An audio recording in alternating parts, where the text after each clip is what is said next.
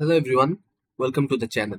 Today I'm going to show you how to fix if nearby people feature are not showing up on your Telegram.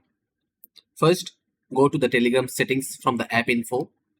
From there, select storage and clear cache and click manage storage, then clear the local database.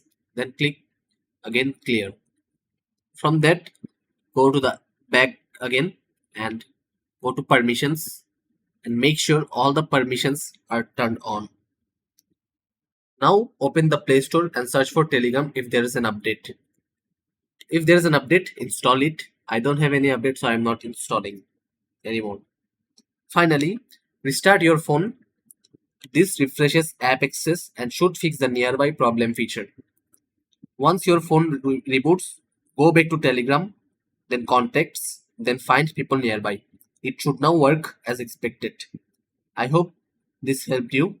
If this helped, like and subscribe for more tech fixes.